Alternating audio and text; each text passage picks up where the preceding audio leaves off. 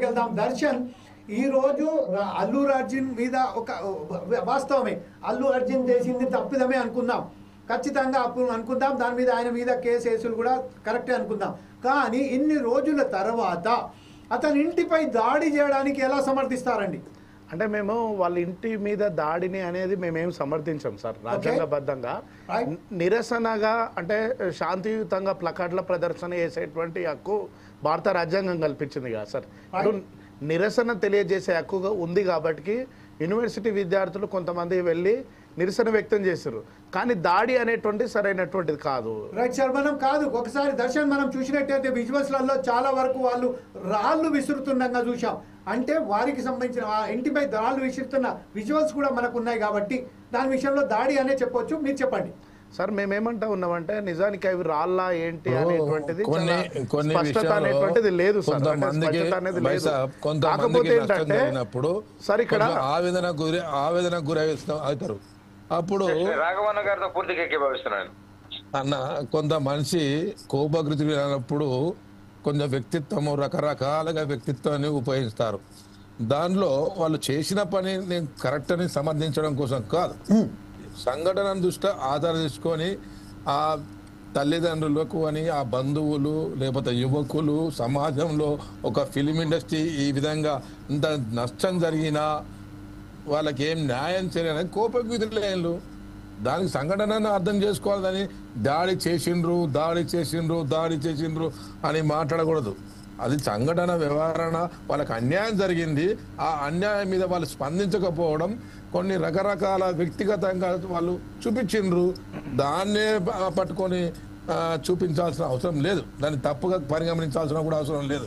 కాకపోతే చట్టం దానికి ఉంది, వాళ్ళని కూడా కంట్రోల్ చేస్తారు. వాళ్ళు కూడా యూనివర్సిటీ విద్యార్థులే కానీ లేకపోతే వాళ్ళ బంధువులే కానీ ఎవరైనా కానీ వాళ్ళను అక్కడ సంఘటన జరిగిన దానికి స్పందించారు తప్ప వేరే ఉద్దేశం కాదని మీకు తెలియజేస్తా ఉన్నా. ఇక్కడ ఉన్న అన్నలు కూడా అందరూ కూడా దాన్ని మానవతా దృక్పథంతో చూడాలి. ఆ కుటుంబానికి న్యాయం జరగాలి. యూనివర్సిటీ విద్యార్థులు స్పందించడం పొరపాటు కాదు సార్ అన్నట్టు ఏంటంటే న్యాయం అంటే మా దృష్టిలో సార్ రేవతి కుటుంబానికి న్యాయం అంటే మేము భావిస్తూ ఉన్నాం ఏంటంటే అట్లాంటి రేవతి లాగా మరొవరికి కూడా అట్లా సినిమా థియేటర్ల వద్ద తొక్కిసలాటలో బలి కావద్దు అంటున్నాం. అంటే ప్రభుత్వాలు మేమేమంటున్నాం అంటే లాంగ్ విజన్గా భవిష్యత్తులో వచ్చేటువంటి సినిమాలకు కూడా ఇట్లాంటి సంఘటనలను పునరావృతం కాకుండా ఉండేందుకు ప్రభుత్వం ఏం చేయబోతుంది? నేను ఈ స్టూడియో మన 4 సైడ్ న్యూస్ ఛానల్ ద్వారా ఈ ప్రభుత్వాన్ని అడుగుతా ఉన్నాను, విజ్ఞప్తి చేస్తూ ఉన్నాను. ఏంటి అంటే ఈ రాష్ట్ర ప్రభుత్వం రేవంత్ రెడ్డి ప్రభుత్వాన్ని అడుగుతా ఉన్నాం ఏంటి అంటే అసెంబ్లీలో చర్చ చేయండి, అసెంబ్లీలో చర్చ చేసి రేవతి మీద ఒక చట్టం తీసుకురండి అంటున్నాం.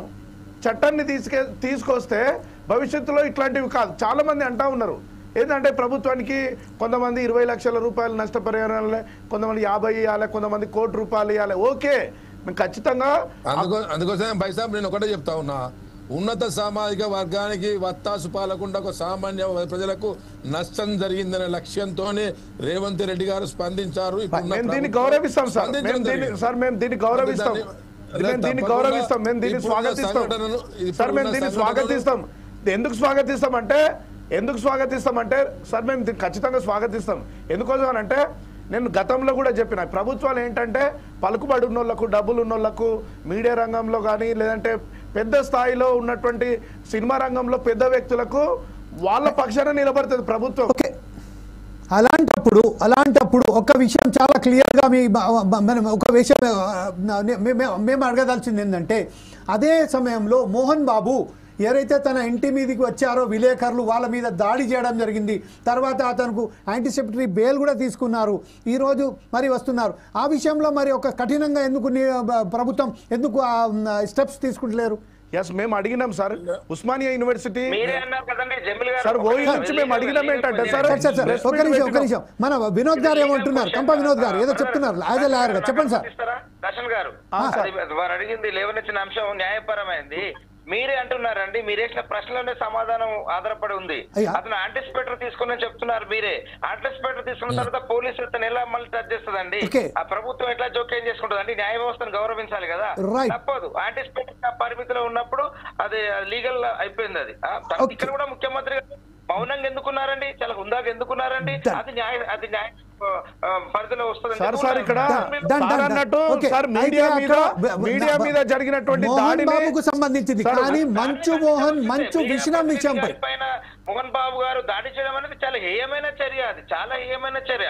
అదే కొనలో మీడియా వారు కూడా కుటుంబాల్లోకి కాంపౌండ్ లోకి వెళ్ళడం కూడా తప్పే, దానికి కూడా ఒక పరిమితి ఉండాలి. వీళ్ళు కూడా పరిధి దాటారు, అయినంత మాత్రాన వారు ఆ రకంగా దాడి చేయడం అది కూడా క్షమార్హం కాదు.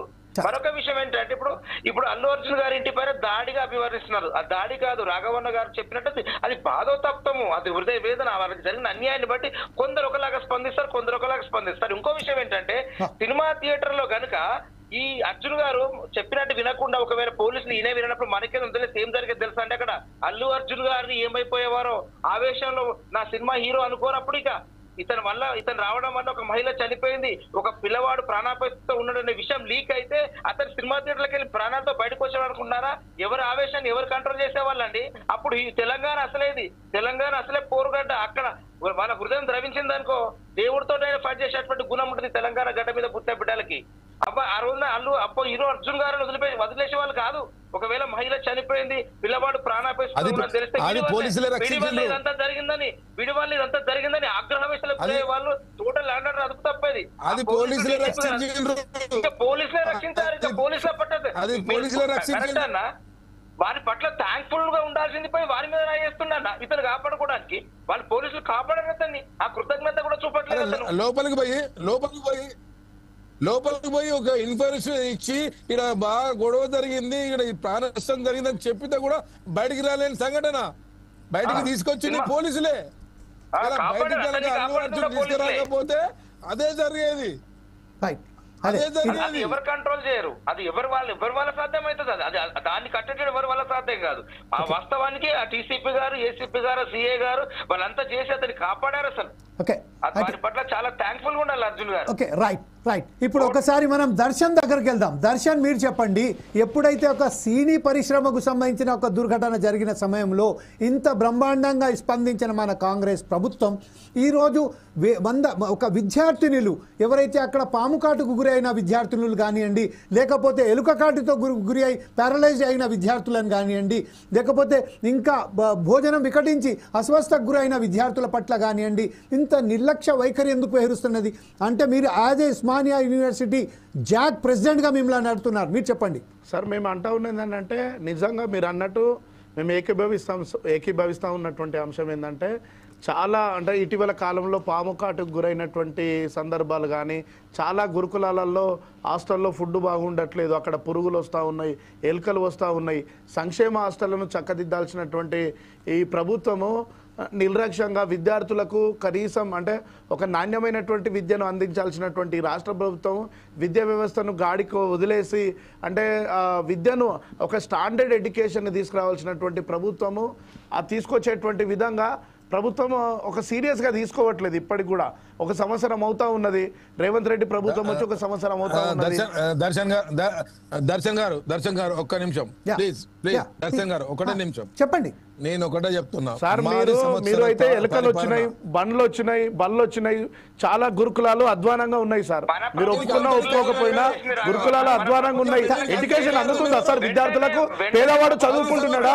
పేదవాడు ప్రభుత్వ బడులలో ఇంకా టాయిలెట్స్ లేవు, అక్కడ టీచర్స్ బాగలేవు, రోడ్లు బాగలేవు, ఆ విద్యా వ్యవస్థ మొత్తం కూడా బాగలేదు సార్.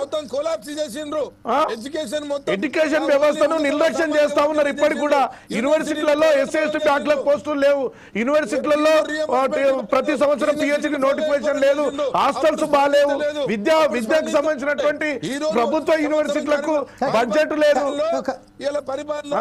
ఎందుకు సార్? విద్యారంగానే మీరు సపోర్ట్ చేయండి సార్, విద్యకు కావాలని అడగండి. కాంగ్రెస్ ప్రభుత్వంలో మీరు ఉన్నారు, కాంగ్రెస్ ప్రభుత్వంలో మీరు ఉన్నారు.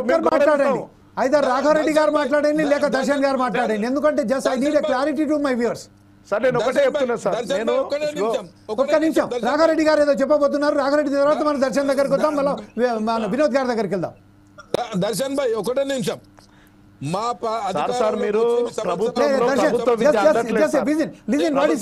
మిమ్మల్ని గౌరవిస్తా సార్, మీరు ప్రభుత్వ సార్ చాలా మంది నేను చెప్తున్నా సార్ ఆవేదన కలుగుతుంది. ఓయి విద్యార్థులుగా పిహెచ్డి స్కాలర్గా సార్ విద్య అనేటువంటిది అందట్లేదు, విద్య ప్రభుత్వ పాఠశాలలలో ఆలు వస్తలేవు. 5వ తరగతి విద్యార్థి వరకు కూడా ఏబిసిడీలు రాస్తలేడు, సరిగ్గా వస్తలేడు సార్. ప్రభుత్వం ఇప్పుడు ఏదైతే మీరు ఇద్దరు మాట్లాడుతున్నారు దాని ద్వారా మనకైతే వ్యూవర్స్ కి అయితే సరైన సందేశం ఇవ్వట్లేదు. కాబట్టి ఎవరైనా ఒకరు మాట్లాడారు. వినోద్ గారు మాట్లాడారు. వినోద్ గారు. దర్శన్ భాయ్, నేను ఒకటి చెప్తాను. మేము అధికారంలోకి వచ్చి సంవత్సరం అయింది. గత 10 సంవత్సరాలలో యూనివర్సిటీ ప్రైవేటు పరమైనవి, విద్యా సంస్థలన్నీ ప్రైవేటు పరమైనవి. ఎలా ఫీజు రియంబర్స్మెంట్ లేదు, ఉద్యోగాలు లేవు. మీ అందరికి తెలిసిన విషయం. సంవత్సర పరిపాలనలో ఏ విధంగా మార్పు చెందుతుందో, ఏ విధంగా మిస్ఛార్జీలు పెంచారో, ఏ విధంగా విద్యా సంస్థలను ముందుకు తీసుకుపోతున్నామో ఒకసారి ఆలోచన చేయాల్సిన అవసరం ఉన్నది. కుటుంబ పరిస్థితి, ప్రభుత్వ పరిస్థితి వేరే కాదు. ఆర్థిక సంక్షోభంలో ఉన్న రాష్ట్ర ప్రభుత్వాన్ని ఇలా ఏ విధంగా తీసుకుపోతున్నామో ఒకసారి అర్థం చేసుకోవాల్సిన అవసరం ఉన్నది దర్శన్ భాయ్. Right, okay. ఇప్పుడు తెలియజేస్తా ఉన్నా. ఓకే, రాఘరెడ్డి గారు ఒక్క నిమిషం. వినోద్ గారు మీరేమో చెప్పబోతున్నారు, మీరు చెప్పండి రా ప్లీజ్. ముఖ్యమంత్రి ఇవాళ రాఘవన్న గారు చెప్పినట్లుగా ఏడాది పసిబిడ్డ అండి కాంగ్రెస్. మా కాంగ్రెస్ ప్రభుత్వం మీరు ప్రభుత్వానికి సపోర్ట్ చేసుకుంటూ మాట్లాడండి. విద్యలో పురుగులు వస్తాయి, చచ్చిపోతారు. పాము కాటుకు చనిపోయింది ఒక విద్యార్థి. ఎందుకు సార్ మీరు ప్రభుత్వం విద్యార్థులకు మీరు వదిలిన ప్రశ్నలకి నేను సమాధానం చెప్పదలుచుకున్నాను దర్శన్ గారు. మీరు సందేశించిన ప్రశ్నలకు సమాధానం చెప్పదలుచాను నేను. సార్ విద్యలో ఏం మార్పులు తీసుకొచ్చారు సార్? విద్యలో ఏం మార్పులు తీసుకొచ్చారు? 10 సంవత్సరాలు ఉద్యమం చేసిన పార్టీగా, తెలంగాణ తీసుకొచ్చిన పార్టీగా ప్రజలు నమ్మి ఒక్కసారి కాదు మరోసారి అధికారం ఇస్తే రాష్ట్రాన్ని బంగారు తెలంగాణ సంవత్సరం అవుతుంది సార్, వారికి అధికారం 1 year అవుతుంది సార్. దయచేసి చెప్పనివ్వండి, దయచేసి చెప్పనివ్వండి. కానీ వాళ్ళు ఏం చేశారండి? 10 సంవత్సరాల్లో వాళ్ళు గురుకులాలను సంస్కరించినట్టుగా ఏదో చెప్పారు. ఎక్కడ సంస్కరణలు జరిగినాయండి? అది ఎప్పుడో కాంగ్రెస్ ప్రభుత్వం ఉన్నప్పుడు మెను అండి. అది వాళ్ళు బీఆర్ఎస్ లో మెనునే మార్చలేదు. కాంగ్రెస్ ప్రభుత్వం, రేవంత్ రెడ్డి గారి ప్రభుత్వం ప్రతిస్పందించలేదనడం చాలా తప్పు. వారు వెంటనే స్పందనకు ప్రతిస్పందన చేశారు. వారు మెను మార్చి వారు ఇంత భావోద్వేగాన్ని కూడా వారు కనపరిచారు. అక్కడికి ఒక హాస్టల్కి వెళ్ళి భోజనం చేశారు, గురుకులకు వెళ్ళి. ఏమన్నారు ముఖ్యమంత్రి గారి సందర్భంగా? పేద తల్లిదండ్రులకు అయిన ఒక బిడ్డ పట్ల ఉన్నత వర్గాలకు చెందిన వారికే, ధనవంతుడికే ప్రేమ ఉండదు, అంతకంటే ప్రేమ ఎక్కువ ఉంటుంది పేద వాళ్ళైన తండ్రులందరికీ కూడా. వాళ్ళు ఆర్థిక ఇబ్బందుల వల్ల వాళ్ళు హాస్టల్లో చేర్పించారు, కానీ వాళ్ళ బిడ్డల పట్ల ప్రేమ లేక కాదు. మనం ప్రభుత్వ గురుకుల చదువుతున్నటువంటి పిల్లల్ని చులకన చూడకూడదు. ఈ ప్రభుత్వం నాకు బాధ్యత ఉంది, నేను బాధ్యతగా చూసుకుంటానని చెప్పి మెను పెంచడమే కాదండి. మెను ఎంత పర్సెంట్ పెంచారంటే తెలుసా? వినోద్ కుమార్ గారు దాదాపుగా తర్వాత అండి కాస్మెటిక్ ఛార్జెస్ పెంచమని ఎవరు అడగలేదండి. 200% పెంచారండి కాస్మెటిక్. వినోద్ కుమార్ గారు ప్రతి విషయం పట్ల స్పందిస్తున్నారు. వినోద్ కుమార్ గారు just give me single minute to talk. Congress ప్రభుత్వాన్ని నిలదీయడం సరైనది కాదండి. ఎందుకంటే కాంగ్రెస్ ప్రభుత్వం ముఖ్యమంత్రి గారు కానీ ప్రజలకు ఉపయోగపడే ఏ సమస్యనైనా వారు సత్వరమే పరిష్కరిస్తున్నారు, సత్వరమే స్పందిస్తున్నారు. వినోద్ గారు జస్ట్ కాస్మెటిక్ ఛార్జెస్ 200% పెంచినందుకు మీరు దర్శన్ గారు ముఖ్యమంత్రి గారు అభ్యర్థించారు. వినోద్ గారు ఒక విషయం ఏంటంటే ఈ రోజు పరిస్థితి ఎంత దిగజారిందంటే మన రాష్ట్రానికి సంబంధించిన ప్రభుత్వ స్కూల్స్ కు సంబంధించిన హాస్టల్లోకి సంబంధించింది వేలాది స్కూల్స్ సింగిల్ అడ్మిషన్ కూడా కాలేదండి. అలాగే ప్రైవేట్ హాస్టల్స్లలో, ప్రైవేట్ కాలేజీలలో ఎంత మరణాలు జరుగుతున్నప్పటికీ అక్కడ వారికి చీమ కుట్టినట్టు కూడా వారికి అంత బాధ కూడా కదులుతలేదు. దానికి కారణం ఒక్కటే అండి, ఇవాళ విద్యను కూడా వ్యాపారం చేసుకున్నట్టే గత ప్రభుత్వం అండి. లేదు సార్, ఇప్పుడు ఫస్ట్ ఏదైతే ఉన్నది ఇప్పుడు ప్రైవేట్ యూనివర్సిటీలకు ఎందుకు ఇచ్చారండి అనుమతులు? ఒకప్పుడు ఉస్మానియా యూనివర్సిటీలో చదివితే, కాకతీయ యూనివర్సిటీలో చదివితే గొప్పగా ఫీల్. ఇవాళ ప్రైవేట్ యూనివర్సిటీలు ఎందుకు ఇచ్చారు? వీళ్ళ అనుచరుల కొరకు, ఆ జంగారా పల్లారాజేశ్వర రెడ్డి గారి కోసం, వీళ్ళ అనుచరుల కోసం, మీరు ఏం చేస్తున్నారో. ఇవాళ ఎందుకు ప్రభుత్వ ఉపాధ్యాయులు ఒకప్పుడు బ్రతకలేని వాడు బడిపంతులు అంటే ఇవాళ నిజం మాట్లాడుతున్నాను, బ్రతక నేర్చిన వాడు బడిపంతులుగా మారాడు. ఇవాళ బడిపంతులు బాధ్యతయుతంగా ఉంటున్నారు. వారిపైన ఖచ్చితంగా రేవంత్ అన్న ఖచ్చితంగా కన్నెర చేసే రోజు అతి సమీపంలో ప్రభుత్వ పాఠశాల కూడా కలకాలేటువంటి రోజు మా ప్రభుత్వంలో, మా రేవంత్ రెడ్డి గారి ప్రభుత్వంలోనే వారి సమక్షంలో ఖచ్చితంగా ఇది జరుగుతుంది. కొద్ది రోజుల్లోనే మీరు చూస్తారని చెప్పేసి మీరు చెప్పిన అంశాలనే మనం అంగీకరిస్తాం సార్. అయినప్పటికీ సంవత్సరం అయిపోయింది, ఒక అకాడమిక్ ఇయర్ మొత్తం పూర్తిగా అయిపోయినప్పటికీ ఇప్పటి వరకు చర్యలు ఏది చేపట్టలేదనే మా బాధ. దీని విషయంపై రాఘరెడ్డి గారు మీరేమంటారండి? ఇది వెంటనే అమలులోకి వచ్చేది కాదండి, ఇది ముందుకెళ్లాల్సి ఉంటుంది. జమీల్ భాయ్, ఒక 10 సంవత్సరాల కాలంలో సార్ ఎంతసేపు సార్ 1 ఇయర్ సరే సార్ అకాడమిక్ ఇయర్ అయిపోయిందండి ఒక మొత్తం పూర్తి సంవత్సరం ఎడ్యుకేషన్ ను కొలాప్స్ చేసిండ్రు. ఇప్పుడు ఆర్థిక వ్యవస్థలో మీకు తెలుసు ఏ శాఖలో కూడా డబ్బులు లేకుండా అప్పులమయం చేసిండ్రు. ఏ శాఖను ముట్టుకుందామంటే కూడా అప్పులమయంలో ఉంది. వడ్డీ కట్టలేని పరిస్థితి ఉంది. మీరు నిజం చెప్పాలంటే రేవంత్ రెడ్డి గారు ముళ్ళ కంప మీద కూర్చున్నారు. ముళ్ళ కంప మీద కూర్చొని ఒక్కొక్క ముళ్ళు ఇరుచుకుంటూ అప్పులన్నీ కట్టుకుంటూ బకాయిలన్నీ కట్టుకుంటూ ప్రభుత్వాన్ని చక్కదిందే ప్రయత్నంలో ఇప్పుడు రేవంత్ రెడ్డి గారు కాంగ్రెస్ ప్రభుత్వం ఉన్నది. ఇది నిజాయితీగా ఒప్పుకోవాల్సిన అవసరం ఉన్నది. తప్పకుండా మంచి విద్యను మంచి వైద్యాన్ని తప్పకుండా ఈ ప్రభుత్వం అందిస్తుంది. రైతుల సంక్షేమ పార్టీ విద్య వైద్యం రైతులు తప్పకుండా వ్యవసాయాన్ని ఈ ముందు బాటలో నడుపుతుంది ఈ కాంగ్రెస్ ప్రభుత్వము. తప్పకుండా జమీల్ భాయ్ మీరు చెప్పినట్టు విద్యార్థులకు న్యాయం జరిగే విధంగా యూనివర్సిటీలను బలోపేతం చేస్తా ఉన్నాం. కొత్త వీసీలను వేసినాం. ఇలా యూనివర్సిటీలకు గ్రాంట్ ఇచ్చినాం. అన్ని విద్యా సంస్థలకు గ్రాంట్లు ఇచ్చినాం. ఎడ్యుకేషన్ లో కూడా అన్ని మోడర్న్ ఎడ్యుకేషన్ లో మీకు గురుకులం పాఠశాలలో అభివృద్ధి పదంలో మెస్ ఛార్జ్ పెంచడంలో అన్ని రకంగా ముందు తీసుకుపోతున్నాం. తప్పకుండా ఒక సబ్జెక్ట్ మీద వద్దాం. మరి ఇంకోసారి మన సబ్జెక్ట్ మీద వద్దాం. ఇప్పుడు ప్రస్తుతం సార్ వాళ్ళు అన్నదానికి కొనసాగింపుగా సార్ జమీల్ సార్ ఇప్పుడు సార్ వాళ్ళు మాట్లాడారు గౌరవిస్తాం. మేమేమంటున్నాం అంటే సార్ ఓయూ విద్యార్థులుగా ఇప్పుడు మేము కాంగ్రెస్ పార్టీకి వ్యతిరేకంగా మాట్లాడినాం అనుకొని సార్ వాళ్ళు మాట్లాడుతూ ఉన్నారు. మేము చెప్తున్నాం ఏంటంటే ఎంతసేపు మమ్మల్ని చెప్పండి. మీరు మాట్లాడేటప్పుడు మౌనంగా ఉన్నాను. దర్శన్ చెప్పండి అట్లా అలా కాదు కానీ వాళ్ళు చాలా నేను ఒకటే విషయం చెప్తున్నా. కాంగ్రెస్ పార్టీ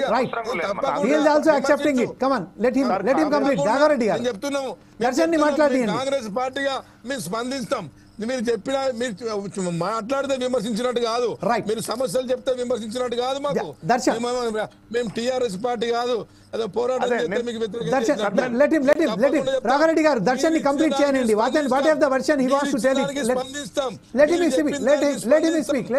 చెప్పిన ఆలోచన తీసుకుంటాం. ఎవరైతే చెప్పిన వాళ్ళు మీకు ఒక్కటే చెప్పండి. కాంగ్రెస్ ప్రభుత్వంలో మందకిష్టం మాదిగా పిల్లలకు చిన్న పిల్లలకు ఆపరేషన్ చేయాలంటే 15 నిమిషాలలో స్పందించి 24 గంటలలో ఆపరేషన్ చేయించిన చరిత్ర మా దగ్గర ఉన్నది. ఎవరు చెప్పిందని కాదు, ప్రజల సమస్య ఎవరు చెప్పినా స్వీకరిస్తాం. కాంగ్రెస్ ప్రభుత్వం ఇది, కాంగ్రెస్ పరిపాలన ఇది. కాబట్టి మీకు ఒకటే చెప్తాను, మీరు చెప్పినా ఎవరు చెప్పినా సామాన్యులు చెప్పినా అసమర్థులు చెప్పినా సమర్థులు చెప్పినా తప్పకుండా సమస్య మీద స్పందిస్తాం. ప్రజలకు అవసరమైనది నెరవేర్స్తాం. మీరు చెప్పినందుకు విమర్శించడం చెప్పి ఏదో కాంగ్రెస్ విమర్శిస్తామని చెప్పి మాట్లాడలే.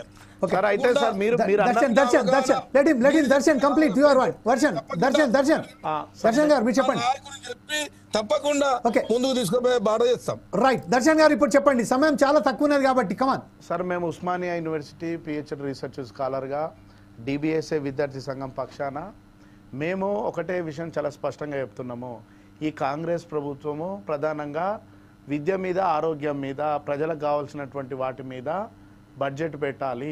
ఈ 1 ఇయర్ ఈ 1 సంవత్సరంలో కాంగ్రెస్ ప్రభుత్వం విద్య మీద ఎలాంటి మార్పు తీసుకురాలేదు. ఒకటి. రెండోది వైద్య రంగంలో ఎలాంటి మార్పు తీసుకురాలేదు సార్. మూడోది క్లియర్గా చెప్తా ఉన్నాం ఏంటంటే ఇప్పుడైనా ఈ కాంగ్రెస్ ప్రభుత్వం ముఖ్యమంత్రి రేవంత్ రెడ్డి గారు ఆలోచించాలి విద్య మీద. ముఖ్యంగా ప్రభుత్వ బడులు సార్ అన్నట్టు ప్రభుత్వ బడులను ప్రోత్సహించాలి, ప్రభుత్వ విద్యను ప్రోత్సహించాలి. మండల స్థాయిలలో చాలామంది వీళ్ళు గ్రామీణ ప్రాంతాలలో సార్ నేను నేను కళ్ళ ముందు చూస్తున్నా. ఒక విద్యార్థిగా చెప్తున్నా సార్, నేను ఓయూ విద్యార్థిగా చెప్తున్నాను. మీరు ఏంటంటే సార్ విలేజ్లకు వెళ్ళి నేను చూస్తూ ఉంటుంటాను కదా, విలేజ్లలో స్కూల్స్లలో ప్రభుత్వ పాఠశాల విద్యార్థులు మొత్తం తగ్గిపోతున్నారు సార్. మీరు లెక్కలు చూడండి. నేను చెప్తున్నా సార్ ఈ సందర్భంగా ఏమంటా ఉన్నానంటే ప్రభుత్వ బడులకు ప్రభుత్వం ఏం చేయాలంటే ప్రోత్సాహం ఇవ్వాలి. మరి ముఖ్యంగా సార్ ఈ ప్రభుత్వం ఎట్లాంటి ప్రోత్సాహం ఇవ్వలేదు, ఎట్లాంటి ప్రోత్సాహం ఇవ్వలేదు. దర్శన్ మన దగ్గర సమయం చాలా తక్కువ ఉన్నది కాబట్టి నెక్స్ట్ టైం విద్య మీద ఇంకొకసారి ఏదైతే డిబేట్ నడిపిస్తామో ఇప్పుడు గుర్తుకొచ్చి చెప్తున్నాను, ముఖ్యమంత్రి గారు సార్ మీరు మెడల్ వేసుకొని తిరగకండి, బరాబర్ చెప్తున్నాము ఏం చేయలేదు, సంవత్సరం అయినా ఏం చేయలేదు కాంగ్రెస్ ప్రభుత్వం. కొమ్ము కాకండి, కాంగ్రెస్ ప్రభుత్వానికి కొమ్ము కాకండి, ఖబర్దార్ ఖబర్దార్ చెప్తా ఉన్నాము, ఖబర్దార్. మీరు కాంగ్రెస్ ప్రభుత్వం చేయలేదు మీరు తొత్తులుగా ఉండకండి. ఓయూ కొట్లాడింది, ప్రశ్నించింది, పోరాడింది, మాట్లాడింది, ఏం చేసింది సార్? మీరు ప్రభుత్వానికి తొత్తుగా మాట్లాడుతున్నారు. విద్యార్థులలో ఎలుకలు వస్తున్నాయి, పురుగులు వస్తున్నాయి, ఏం చేస్తుంది? చచ్చిపోయిరు, ఏమడుకుంది? ఏం చేస్తుంది? ఏడ మార్పులు తీసుకొచ్చింది? ప్రైవేట్ యూనివర్సిటీలు వస్తున్నాయి, ప్రభుత్వ యూనివర్సిటీలను ఎందుకు ప్రోత్సహించట్లేదు? ఎస్ఎస్టీ బ్యాంక్ పోస్టులు లేవు, పిహెచ్డి నోటిఫికేషన్లు లేవు, స్కాలర్షిప్స్ లేవు. ఏం సార్? విద్యార్థులకు ఇంటర్మీడియట్ లో చాలా స్కాలర్షిప్స్ వస్తలేవు, విద్యార్థులకు వస్తలేవు. అరే దాని గురించి మాట్లాడండి. ఎంతసేపు చేస్తుంది? ఏం చేస్తుంది? ఏది సార్? విద్య మీద ఏం ప్రణాళికలు పెట్టింది? మేనిఫెస్టో ఏడు అమలు చేస్తుంది? 66 మేనిఫెస్టోలో పెట్టింది. సార్ మీరు తప్పు చెప్తున్నారు. మీరు ఓయూ విద్యార్థులకు ఖబర్దార్ చెప్తున్నాం సార్. నేను చెప్తా ఉన్నాము, ఉస్మానియా విద్యార్థులుగా మీరు తొత్తులుగా ఉండకండి.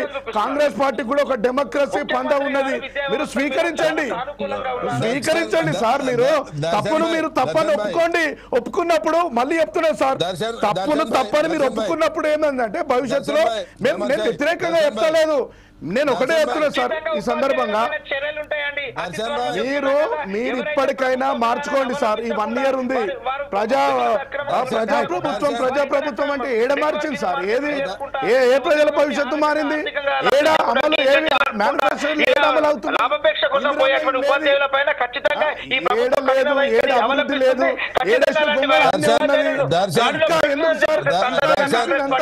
ప్రజలు ఎందుకు కన్విన్స్ చేస్తున్నారు? ప్రజాప్రభుత్వం ఎందుకు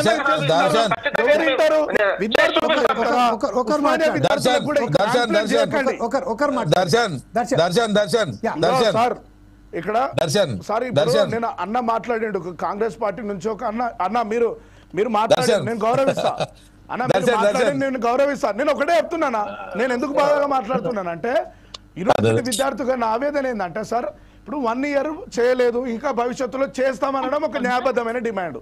అట్లనే గౌరవిస్తాం, అట్లనే మేము రెస్పెక్ట్ చేస్తాం సార్.